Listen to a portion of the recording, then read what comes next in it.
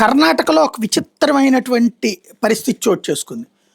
ఆహ్, అక్కడ ఉన్నటువంటి ముస్లిం సామాజిక వర్గం ఇప్పుడు దేశవ్యాప్తంగానే కాదు ప్రపంచవ్యాప్తంగా కూడా ఐ లవ్ మొహమ్మద్ అనేటటువంటి ఒక క్యాంపెయిన్ తీసుకున్నారు. తప్పులేదు. ముస్లింలకు సంబంధించినటువంటి వాహనాల మీద స్టిక్కర్లు అతికించడం, లేకపోతే వాళ్ళ ఇంటికి సంబంధించిన స్టిక్కర్లు అతికించుకోవడం, లేదా పోస్టర్లు మసీదుల దగ్గర పెట్టుకోవడంలో తప్పే లేదు. లేదా 4 రోడ్ల కూడల్లో పెట్టుకుంటున్నారంటే కూడా తప్పే లేదు. ఎవరి మతాచారాల ప్రకారం వాళ్ళు చేసుకోవచ్చు. అది తమ మతానికి సంబంధించినటువంటి పాజిటివ్ పబ్లిసిటీ చేసుకోవడంలో తప్పేం లేదు.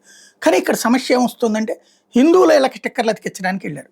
హిందువుల ఇళ్ళకి పెద్ద స్టిక్కర్లు అతికించడానికి వెళ్ళారు. దానికి వాళ్ళు నిరాకరించారు. మా ఇంట్లో ఎందుకంటే దానికి సాయంత్రానికి వచ్చేటికి మీరు దైవద్రోహం చేశారు, మా స్టిక్కర్లు అతికిస్తానంటే మీరు వద్దంటారంటే మా దేవుడికి ద్రోహం చేశారని గొడవ. మొన్న కూడా అక్కడ అట్లాగే గది చేసుకొచ్చింది. దైవద్రోహం అన్నటువంటి కాన్సెప్ట్ని తీసుకొచ్చేసి బరేలీలో కూడా చేసుకొచ్చింది. వాళ్ళు అతికిచ్చిన స్టిక్కర్కి బంతి తగిలింది కాబట్టి దైవద్రోహం అని. అంటే ఏంటిది అసలు? ఎందుకు తీసుకొస్తున్నారు? అకస్మాత్తు కర్ణాటకలో ఇలాంటి ఇళ్లలో ఏదైతే స్టిక్కర్లు వద్దన్నటువంటి ఇళ్ల మీద దాడులు జరిగింది. ఇళ్లలోకి దూరి మరీ దాడులు చేసుకొచ్చారు. ఏదో సంథింగ్ చేసేటటువంటి ప్రయత్నం నడుస్తోంది.